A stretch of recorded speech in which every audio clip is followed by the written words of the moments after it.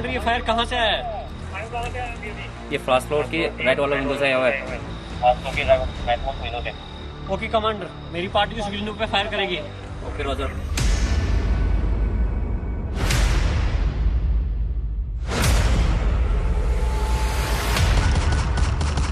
जिनके लिए इंटरनेट का अधिकार दुनिया में सबसे बड़ा है, वो इंसानी अधिकार की ये कहानी जरूर सुने।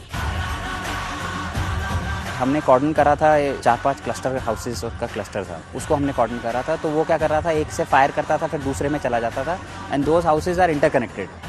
इतनी देर में देखते हैं कि मेरे पैरों के बीच में एक बस्ट आता है। ये ऐसा ऑपरेशन हुआ कल जिसमें मेरे टीम को पता ही नहीं कि मिलिटेंट आ चुका। इनिशियल कांटेक्ट मुझसे हुआ, मेरे बड़ी से हुआ। जो आज भी धारा 370 के पुनर्जन्म की प्रतीक्षा कर रहे हैं, वो आतंक की तिल तिल मौत की तस्वीर जरूर देखें। जिस हिसाब से फायर कर रहा था, इसका मतलब था कि बहुत ही हेविली आर्म्ड है। ग्रेनेड भी फेंक रहा था, कंटिन्यूसली फायर भी कर रहा था। मेरा एक ऑफिसर और उसका बडी, वो दोनों उसमें इंजर्ड होते हैं।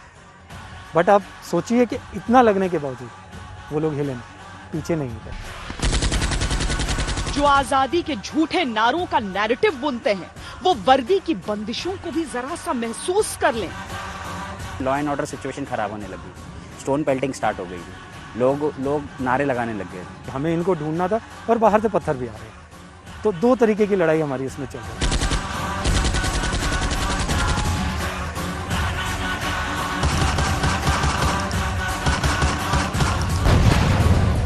मेरे को गर्व महसूस होता है कि ये लड़के उस लाइन पे चल रहे हैं, कहीं किसी को मौका नहीं देते हैं कि ये चीज़ ऐसे कोई इंगित करे इनकी तरफ कि आप लेट पहुंचे तो वो बंदा निकल गया या हमारा नुकसान हुआ।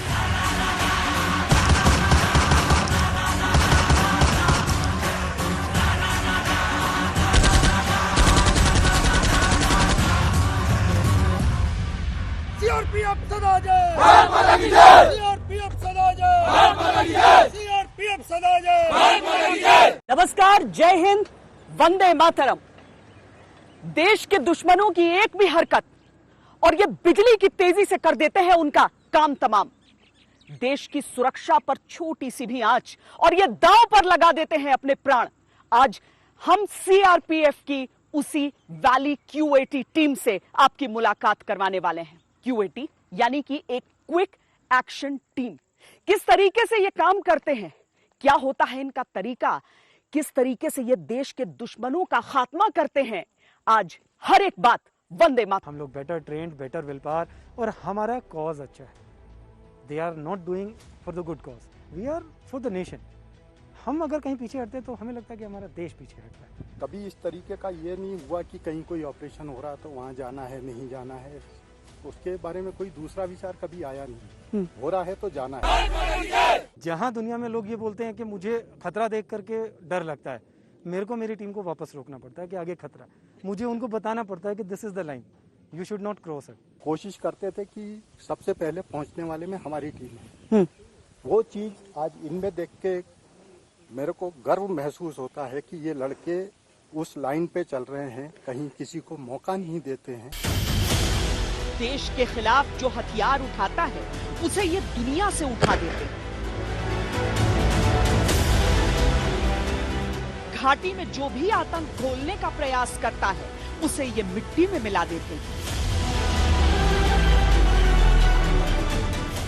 यह है वैली क्यू80, आतंक के खिलाफ एक ऐसी टीम जिससे आज हम आपका परिचय कराते हैं।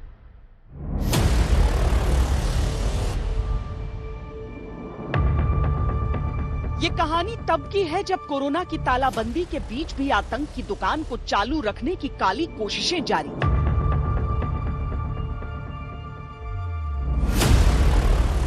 इसी साल 18 मई को देर रात ये खबर मिली कि श्रीनगर के नवाकदल में एक मोस्ट वांटेड टेररिस्ट अपने साथियों के साथ छिपा बैठा है।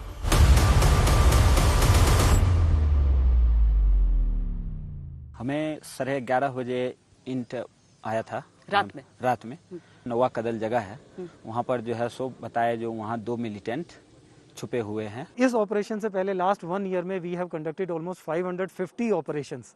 हमारा कोई कांटेक्ट नहीं हुआ, लगातार जा रहे थे, एक्सेप्ट एक जगह पे हमने एक मिलिटेंट को कैप्चर किया, अप्रीहेंड किया, उसके अलावा कोई कांटेक्ट नहीं, कुछ नहीं। तो अगर रेशियो में लेंगे तो इस रेशियो में अराउंड 200 ऑपरेशन के बाद में एक मुझे कांटेक्ट मिला है। जिस आतंकी की खबर मिली थी वो एक बड़े अलगाववादी नेता का बेटा था, एक आतंकी संगठन का कमांडर, और कई आतंकी घटनाओं में उसके हाथ खून से सने थे। इस आतंकी को पकड़ने की पिछले 1 साल से कोशिशें चल रही थी, लेकिन वो किसी न किसी तरह भाग निकलता था। पर उस दिन नहीं, उस दिन ये टीम ठान चुकी थी। जो शहर को जानता है उसको पता है कि नवा कदल में नॉर्मल लॉ एंड ऑर्डर करना ही बहुत बड़ी बात है, और वहाँ जाकर के मिलिटेंट मारना, ऑपरेशन करना, वो अपने आप में एक बहुत खतरनाक ऑपरेशन था। इसका बेसिकली जो एरिया है जहाँ पे ये छुपता था, जहाँ से ये अपने कार्रवाई करता था, जहाँ से ऑपरेट करता था, वो एरिया एक बहुत ही डेंसली पॉपुलेटेड एरिया है, जो not only in terms of humans but in terms of जो वहाँ पे घर जो हैं, बिल्डअप एरिया जो है, तो वो इतना इजी एरिया है वहाँ से स्लिप आउट होना, क्योंकि वहाँ पे न्यूमरस लेन्स बाय लेन्स हैं, तो एक से एक में भागना होता था।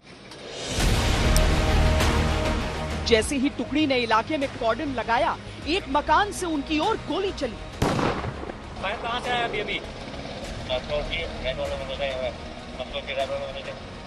इस इलाके में घर इतने पास पास थे कि ये पता लगाना बहुत मुश्किल था कि गोली किस दिशा से आ रही। पर अब टीम अपने कॉर्डन को और कसने के लिए आगे बढ़ने लगी। तभी अंधेरे को चीरता हुआ एक ग्रेनेड सीधा टीम के बीच आकर गिरा और एक जवान के शरीर में स्प्लिंटर बुरी तरह गुथ गए। उन्हें फौरन इवैक्यूएट करना पड़ा।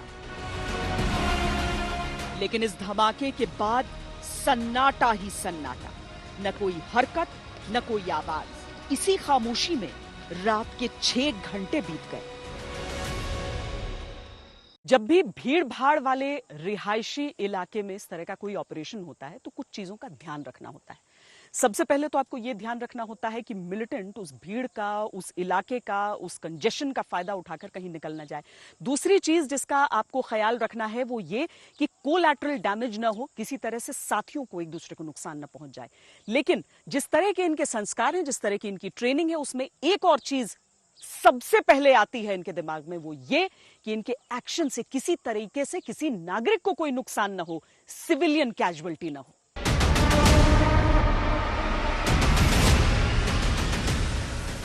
रात भर के सन्नाटे ने एक आशंका से मन को घेर दिया था, कहीं आतंकी फरार तो नहीं हो चुका।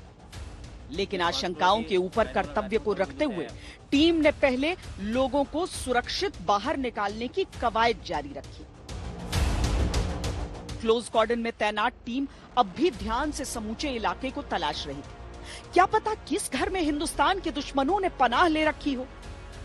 लगभग सुबह के 7 बजे होंगे जब फिर एक घर से गोली चली। ये ऐसा ऑपरेशन है कदल जिसमें मिलिटेंट को पता ही नहीं कि मिलिटेंट कहाँ छुपा। इनिशियल कांटेक्ट मुझसे हुआ, मेरे बड़ी से हुआ, ठीक है। उसके बाद अब सर्च किए सुबह तो मिला ही नहीं वहाँ पे। उसका जो स्ट्रैटेजी थी जो उसने अडॉप्ट करी थी वो बहुत ही यूनिक थी, जिसमें बार बार वो अपनी लोकेशन चेंज कर रहा था। तो उसको पिन पॉइंट करना ही एक बहुत बड़ा चैलेंज था हमारे लिए, क्योंकि विंडो से फायर करना और फिर अपनी लोकेशन चेंज करना, फिर दूसरी बिल्डिंग में जाना, उससे ये लग रहा था कि यहाँ पे बहुत सारी मिलिटेंट्स की प्रेजेंस है जो वो दिखाना चाह रहा था। और उस कभी वो यहाँ से फायर करता तो उसके साथ जो उसका एसोसिएट था वो दूसरी जगह से फायर करता। तो वो एक ऐसा वो बनाना चाह रहे थे कि बहुत बड़ा ग्रुप जो है मिलिटेंट्स का वो हुआ है और फाइट अच्छी होगी। 2 चीजें साफ थी। पहला ये कि टेररिस्ट एक से अधिक है, दूसरा ये कि आतंकियों के पास हथियारों की कमी नहीं। This is a game, he is observing us, कैसे गए, कहाँ गए, क्या लग रहा है, और हमें वो नहीं दिख रहा है। जो हमारे पास इनिशियल इन्फॉर्मेशन थी वो थी लगभग के 2 हो सकते हैं या 3 भी हो सकते हैं। अब हमारे लिए ये लोकेट करना भी टफ था क्योंकि एक ही घर में तीनों बैठे हैं या वो शिफ्ट कर चुके हैं। बहुत टाइम तक हमारा उस एक फायर करने के बाद उसका कोई फायर नहीं आया। हम कॉन्टिन्यूसली सर्च करते रहे और धीरे धीरे घरों को और उसका कॉर्डन जो है वो और क्लोज करते गए।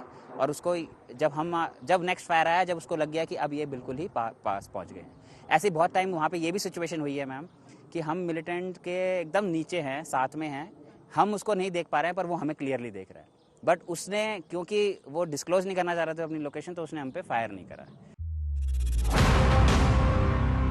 घाटी में शहरी लड़ाई का तरीका ही बिल्कुल अलग होता है।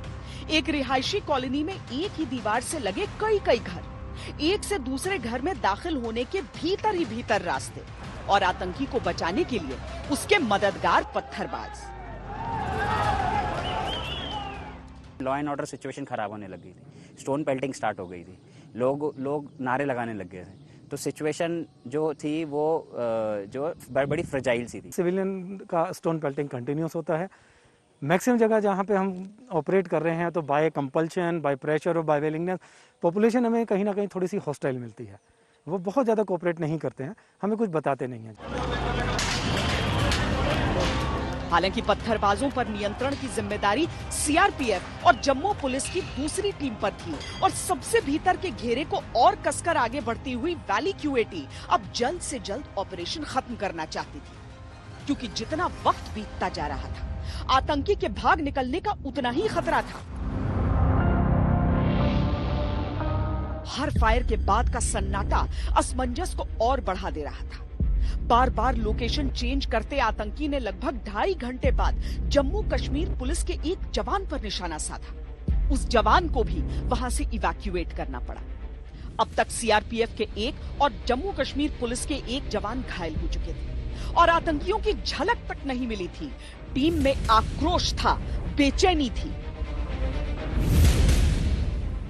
फुल सिचुएशन में डिपेंड करता है, आगे जाना ठीक रहेगा या पीछे हट के थोड़ा एक कवर लेके दोबारा फायर कर। मैक्सिमम चीज़ है कि अपने बड़ी जो इंजरी हुआ इसको तो इवैक्यूएट करना बहुत जरूरी है। मेन है कि इवैक्यूएशन, उस टाइम इवैक्यूएशन सबसे मोस्ट हमारी फास्ट प्रायोरिटी रहता है।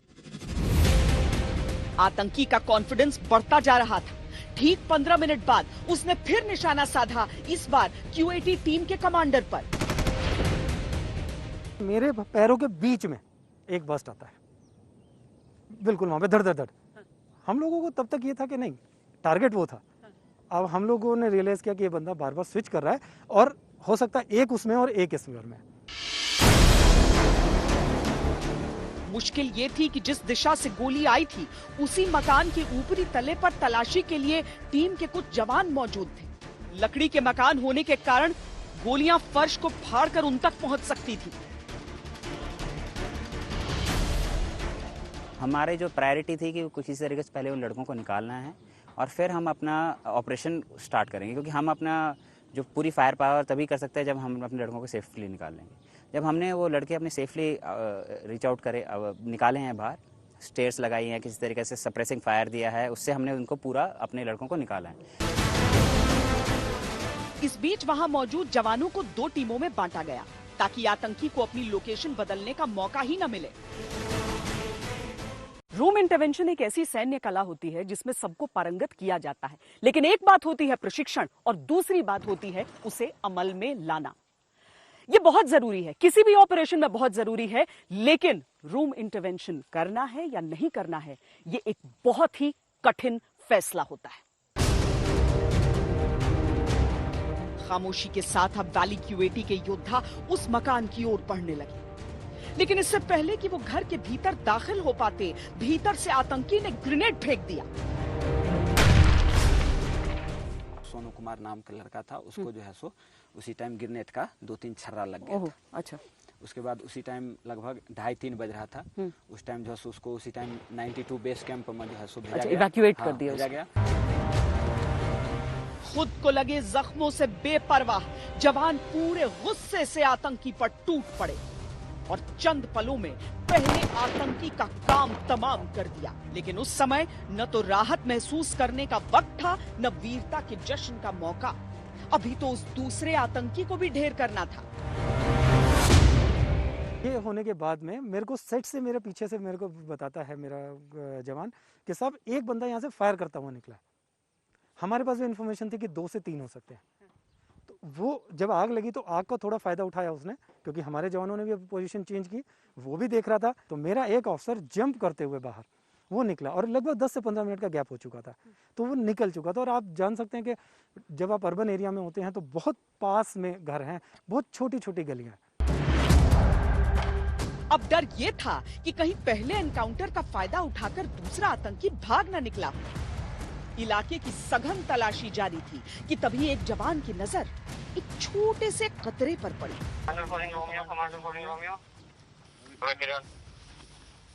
सर यहाँ पर ब्लड के कुछ निशान मिले हैं, उनको हम फॉलो करते हुए आगे जा रहे हैं। क्योंकि पूरे क्षेत्र में अब तक कई लोग गुजर चुके थे, तो खून की बूंदें न तो स्पष्ट थीं, न ही पास पास गिरी हुई। लेकिन लगभग 20 से 25 मीटर की दूरी पर मौजूद ये बूंदें इकलौता निशान थी। ऑपरेशन वाली जगह पर अमूमन आपको ये देखना होता है कि कहीं आप पर कोई निशाना तो नहीं साधा जा रहा है, मिलिटेंट कहां पर हो सकता है, उसे कहां से घेरा जाए। उसमें वैसे इलाके में एक छोटे से खून के बूंद को देख लेना, और ऐसा नहीं है कि एक साथ आपको हर जगह थोड़ी थोड़ी दूर पर खून के बूंद नजर आ जाए, बल्कि 20 से 25 फीट की दूरी पर ये खून के बूंद गिरे हुए थे। अब सोचिए कितनी चौकन्नी निगाहें हैं कि देख लिया कि खून की बूंद है, और वो एक बहुत अहम सुराग साबित हुआ। तभी हर घर को तलाशते हुए आगे बढ़ते जवानों में से एक की नजर एक दरवाजे पर लगे खून के धब्बे पर गई। उसका ब्लड जो गिरा हुआ था ना, वो कहीं कहीं बूंद बूंद गिरते गिरते गया था। तो उसको पीछे करते करते हम लोग 1-1.5 किलोमीटर लगभग जाके उसको जो है सो फिर दूसरे बिल्डिंग में जाके छुप गया था। तो फिर हम लोग वहाँ पहुँचे तो देखे जो उस जो केवाड़ी खोल के अंदर गया था उसमें ब्लड लगा हुआ था। तो हम लोग समझ लिए थे इसी बिल्डिंग में घुसा हुआ। जवान अलर्ट हो गए, खिड़की या दरवाजे की दरारों की नजरों से बचते सीधे घर में दाखिल हुए। पर आतंकी भी तैयार बैठा था, 2 हाथों में पिन निकालकर ग्रेनेड पकड़े बैठा था, और जवानों के दरवाजा खोलते ही दोनों ग्रेनेड उन पर उछाल दिए। इससे पहले कि जवान संभलते, उसने तीसरा ग्रेनेड भी फेंक दिया। तो देखते ही उस घर को कॉर्डन करने के लिए एक ऑफिसर ने बाहर कॉर्डन किया। एक ऑफिसर अपनी टीम को लेकर के अंदर एंटर करता है। जब अंदर एंटर करते हैं तो वहाँ पे कुछ बाथरूम्स हैं। पहला बाथरूम खोलता है, खाली मिलता है। मकान मालिक से पूछा कोई है, उसने बोला नहीं साहब कोई नहीं है, आप आइए सर्च कर लीजिए। अब बाय कंपल्शन बोला है या विलिंगनेस बोला वो नहीं बता सकते, बट उसने हम लोगों को थोड़ा सा झूठ बोला उस टाइम पर। पहला खोलते हैं, कुछ नहीं निकलता है। दूसरा खोलते हैं, कुछ नहीं निकलता है। तीसरा खोलते हैं, वो बंदा तैयारी हालत में था, 2 ग्रेनेड उसके पास, और उसने एक साथ दोनों ग्रेनेड और एक बड़ा धमाका, धूल का गुबार। और आप समझ सकते हैं कि जब आप किसी चीज़ के लिए तैयार ना हो और ऐसा एक जो ब्लास्ट होता है तो आपको शॉक में भी देता है। तो 3 ग्रेनेड जो है सो एकदम आप लोगों को हाँ 3 ग्रेनेड लगातार एक एक करके 3 ग्रेनेड थ्रो किया। हाँ। तो हम और हमारे साहब जो हैं एपी साहब, उसको जो है सो पूरा इस शरीर में और मुझे लगभग 20-25 ग्रेनेड का जो स्प्लेंडर। हाँ। हाँ, आपको स्प्लिंटर है अभी? हाँ अभी है। मेरे अंदर में एक यहाँ लगा था, अच्छा, एक गला में, और ये पूरे इस साइड जो है सो पैर हाथ सब में लगा था। घायल होने के बावजूद वैली क्यूएटी के वीरों को उस वक्त केवल ये नजर आ रहा था कि वो अपने लक्ष्य के बेहद करीब पहुंच चुके हैं। दर्द और बहते लहू से बेपरवाह वो आगे बढ़े और आमने सामने के मुकाबले में उस दूसरे आतंकी को भी ढेर कर दिया। फिर वहाँ पूरा धुआं धुआं हो गया था। फिर हम लोग 5 सेकंड के लिए जो है सो फायर रोक दिए। अच्छा। जो मिलिटेंट को धोखा दिए, जो बाय चांस मतलब वो सोचे जो हम लोग कैजुअल्टी हो गए हैं, गिर गए हैं, अच्छा, वो वहाँ से निकलने को भागने की कोशिश करेगा। और वही वो किया। जैसे हम लगभग 10 सेकंड तक फायर स्टॉप किए, वो उससे निकल के सोचा भागने के लिए। तो उसी टाइम जो है सो उसको हम वहीं पर खत्म कर दिए। मासूमों के खून के गुनहगार आतंकियों का खात्मा हो चुका था और इस क्लीन ऑपरेशन में भारत ने अपना एक भी वीर नहीं गंवाया था। 15 घंटे के इस नॉन स्टॉप ऑपरेशन ने एक बार फिर इस टीम का अभूतपूर्व शौर्य दिखाया था। नवाकदल ऑपरेशन में पहली बार मैंने मास्क पहना था क्योंकि ये कोरोना का टाइम था। मुझे बहुत फॉर फर्स्ट टाइम मुझे फील लगा मेरे पास एग्जॉस्ट हो गया। पहले मैं 37 घंटे का ऑपरेशन कर, पहले बहुत जितने भी एक्सपीरियंस करे बहुत 37 घंटे तक ऑपरेशन खींचे हुए, इतना कोई थका नहीं था जितने मास्क पहन के ऑपरेशन किया। और लास्ट टाइम ये इतने हो गए पानी, उस समय तो घरों के कोरोना के चलते पानी भी नहीं पिया, तो उसके साथ मेंटली थोड़ा प्रेशर हो जाता है। लेकिन हमारी लड़की है और इसमें इतना जोश है कि काम निपटा जाता है। जब इस टीम का गठन किया गया था तो इनका किरदार ये नहीं था जो आज है। समय के साथ जरूरत बदली, किरदार बदला, और सबसे बड़ी चीज जो हो गई वो एक तो अपने अंदर वो विश्वास रखना था, और दूसरा बाकी सब में भरोसा जगाना था कि हां हम कर सकते हैं। वैली क्यूएटी ने अपने छोटे से कार्यकाल में यह विश्वास जगाया भी है और भरोसा जीता भी है। आश्चर्य नहीं कि 1 साल के भीतर इस अकेली टीम को बहादुरी के सबसे अधिक अवार्ड जीतने का कीर्तिमान हासिल हुआ है। 2016 से इन्होंने कार्य करना शुरू किया। 1 कीर्ति चक्र, 3 PPMG और 46 president police medal for gallantry मिले हैं, और करीब 300 जो हमारे महानिदेशक महोदय डिस्क देते हैं और प्रशस्ति पत्र देते हैं वो इन लोगों को मिले हैं।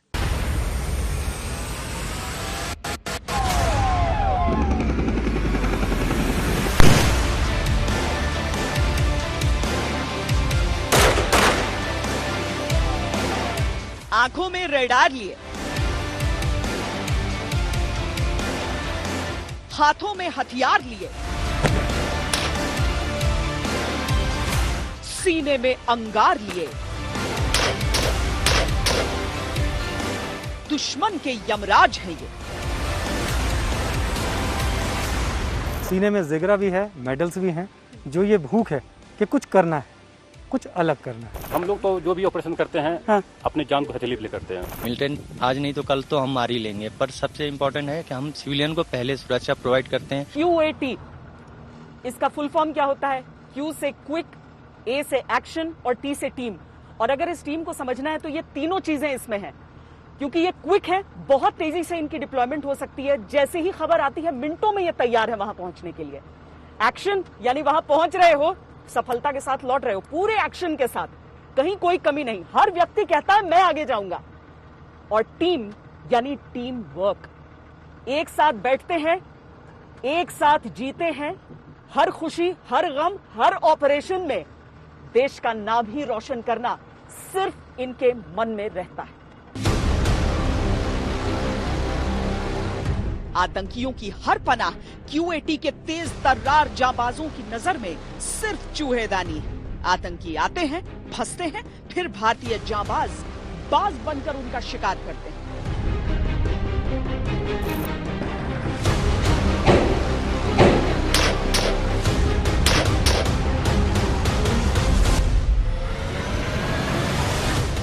ये तय है कि दुश्मन 7 तालों में छुप जाए, लेकिन छुप नहीं सकता। कितने ही रूप धरकर बचने की कोशिश करे, बच नहीं सकता। शांति के शत्रु का निश्चित मरण ही इन जवानों का रण है, इनका प्रण है। 2016 नवाटा चौक में हुआ ऑपरेशन में 2 मिलिटेंट को रूम इंटरवेंशन करके मार गिराया था। उसके दौरान 1 PMC मिला था। इस टीम में कुछ करने के जज्बा है, इसीलिए टीम हमारी सक्सेस है। हमारी टीम ने लगभग 26 ऑपरेशन कर चुकी है, जिसमें 50 गैलेंट्री मेडल हो चुके हैं। केंद्रीय पुलिस का रिजर्व बल होने के नाते जिम्मेदारी की सीमाएं कानून व्यवस्था बनाए रखने तक तय हुई थी।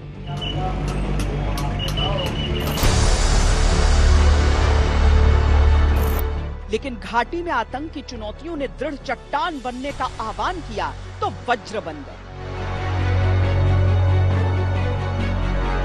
आतंकियों के लिए मौत का सामान बनने के लिए पुकारा तो बारूद बन गए। वीरता से, बहादुरी से, बलिदानों से शौर्य की वो गाथा लिखी है जिसने आतंक की लड़ाई में इनकी भूमिका आतंकवादियों के अंत की गारंटी की बना दी है। जो भी लड़के हम बोलते आगे जाने के लिए, वो कभी बेझिझक आगे चले जाते हैं। ये कभी नहीं सोचता कि ये आगे न चले जाओ, और ये टीम पे अपनी बड़ी पीएस में एक विश्वास पैदा करता है, और वही विश्वास ताकत में बदल देता है। और वही ताकत चाहिए जो निडर होकर काम करता है तो उसमें सक्सेस लाता है। आतंक के रूपों और उनसे निपटने की जरूरतों ने वैली क्यूएटी के जवानों को जिस प्रोफेशनल ढंग से लड़ना और जीतना सिखाया वो बेमिसाल है। घाटी में आतंकवादी सीधा हमला करते हैं, ऐसे में मदद का इंतजार या मदद की उम्मीद भी खतरनाक है। सीआरपीएफ जवानों ने इसके लिए खुद को सक्षम बनाया। क्यूएटी उन्हीं वीर योद्धाओं की टीम है। इक्विपमेंट टेक्नोलॉजिकली मैं समझना अगर चाहूँ इस टीम को, 360 डिग्री बीपी शील्ड्स हैं हमारे पास, 360 डिग्री मतलब बीपी जैकेट, साइड्स में भी आप प्रोटेक्शन ले रहे हैं। प्रोटेक्शन देंगे। एक लेवल 3+ का हेलमेट है हमारे पास, तो वो भी प्रॉपर प्रोटेक्शन प्रोवाइड करता है in case of any bullet coming towards your head. के अलावा जो हमारे पास फाइब्रोस्कोप है, इन केस हमें एक सुराग मिल जाए घर के या फिर किसी भी रूम के अंदर मिलिटेंट है तो हम उसमें कैमरा डाल के, स्क्रीन हमारे पास बाहर होगी तो वी कैन सी इनसाइड के अंदर कौन है और उसकी क्या मूवमेंट्स हैं। इसके अलावा और भी गैजेट्स हैं, जैसे रोबोट है, वो सीढ़ियों पे चला जाएगा। अच्छा, कैसा भी टेरेन है वो मूव करता है, उसमें कैमरा है, एचडी कैमरा, उसकी स्क्रीन हमारे पास बाहर ऑपरेटर के पास रहेगी।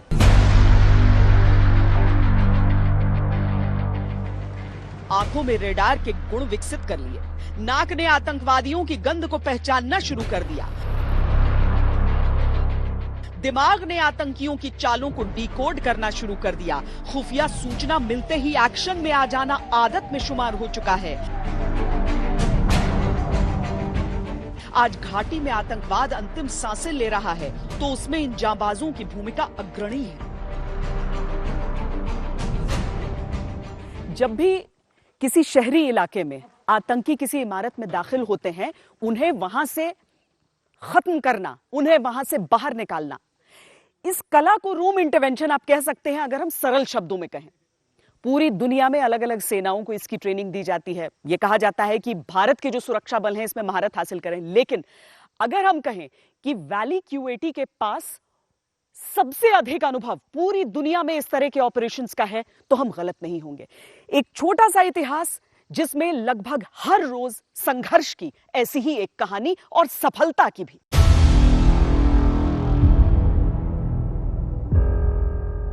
घाटी में आतंक का 5 या 6 साल पुराना इतिहास उठाकर देखिए। सीआरपीएफ जवानों के कैंप्स या उनके गश्ती दल आतंकियों के इजी टारगेट बनने लगे।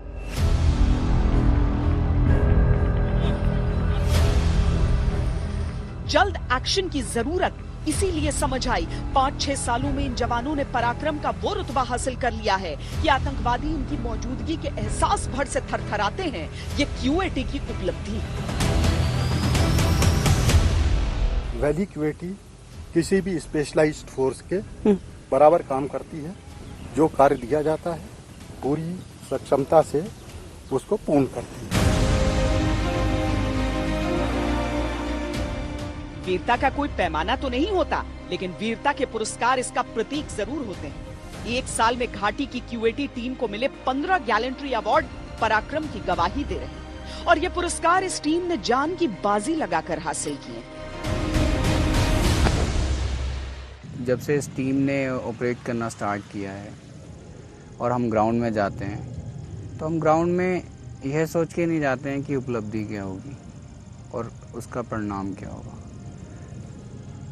उस समय हमारा सिर्फ लक्ष्य होता है कि हमें जो टास्क दिया गया है उसको पूरा करना है और जो खतरा हमारे साथियों के लिए या आवाम के लिए हो सकता है उसको न्यूट्रलाइज करना है।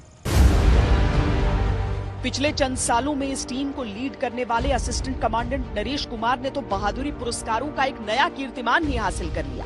उन्हें अलग अलग ऑपरेशंस के लिए 4 साल में 7 गैलेंट्री अवार्ड मिले हैं। ऐसा नहीं है कि सिर्फ अचीवमेंट्स है, हमारी टीम ने शहादत भी दी है और शहादत दी है। उस शहादत के बाद हमारी टीम ने जो प्रयास किए हैं और उस शहादत को हमने सच्ची श्रद्धांजलि इस तरह दी है कि हमने उस दिन प्रण लिया इस टीम ने कि हम ज़्यादा से ज़्यादा मिलिटेंट मारकर उनको सच्ची श्रद्धांजलि देंगे।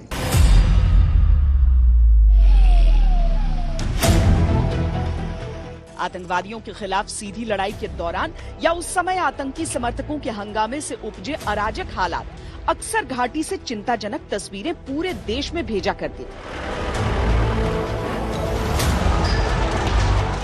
उस समय ऐसी स्थितियों से प्रोफेशनल ढंग से निपटने के लिए जिस बल की जरूरत थी, QAT ने उस जरूरत को न सिर्फ पूरा किया बल्कि ये विश्वास जगा दिया कि हम हैं ना।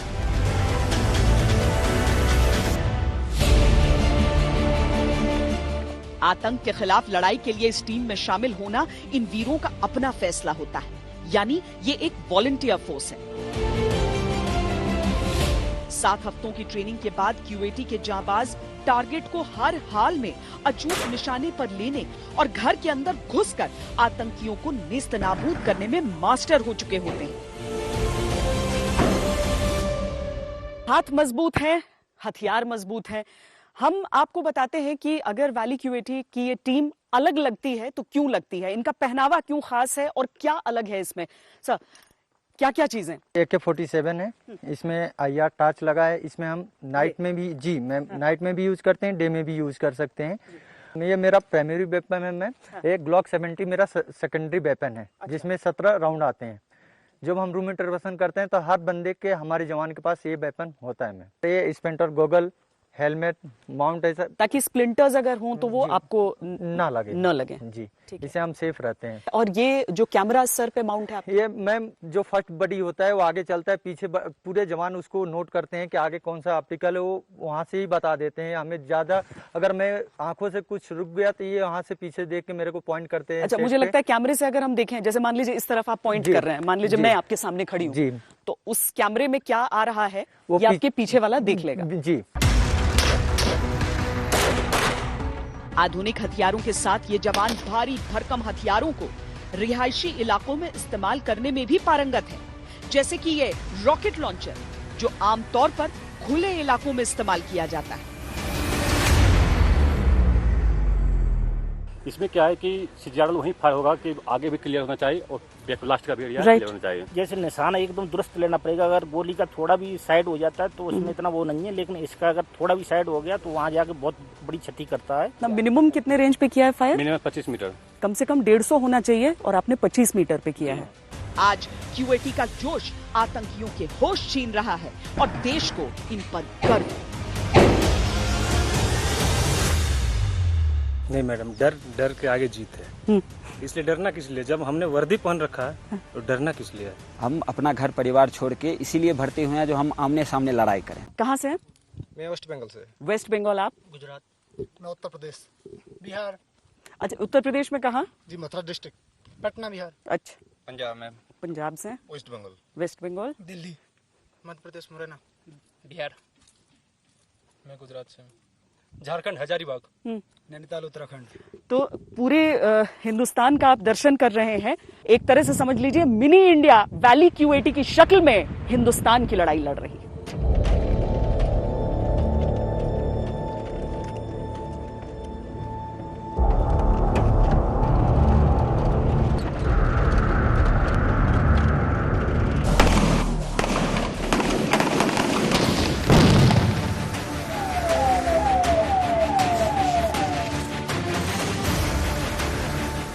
वैली QAT की शुरुआत एक एंटी टेरर स्क्वाड के तौर पर नहीं हुई थी, बल्कि उनकी भूमिका केवल कॉन्वॉय की रक्षा के लिए थी।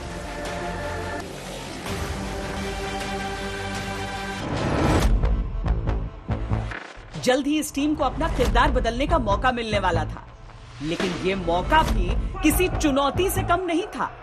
अदर फोर्सेस के साथ मिलकर ऑपरेट किया। उस ऑपरेशन में कई नए चैलेंजेस आए। एक बड़ी बिल्डिंग में और एक अर्बन एरिया में ऑपरेशन करने का चैलेंज, जिसको हर फोर्स ने लगभग उसका सामना किया। पहले ही ऑपरेशन में इस टीम ने अपना लोहा मनवा लिया और धीरे धीरे घाटी में हर एंटी टेरर ऑपरेशन के लिए इन्हें बुलावा भेजा जाने लगा। आज भले ही कई और anti terror teams Jammu Kashmir में तैनात हैं, पर तेजी से वैली QAT का दबदबा बढ़ता जा रहा है। जो 3 फोर्सेज यहाँ पे डिप्लॉयड हैं, CAPF जितनी भी है, JKP और RR स्पेशली श्रीनगर सिटी में ऑपरेट नहीं करती है। बाकी जहाँ जहाँ भी है, जैसे मेरे 2 डिस्ट्रिक्ट और हैं, गंदरबल और बडगाम, कहीं ये बात नहीं आई है कि हमें सेकंड रेट दिया गया है या हमें पीछे रखा गया। ये जहाँ भी ऑपरेट किया है, जॉइंटली ऑपरेट किया है इन्होंने, वैली QAT ने।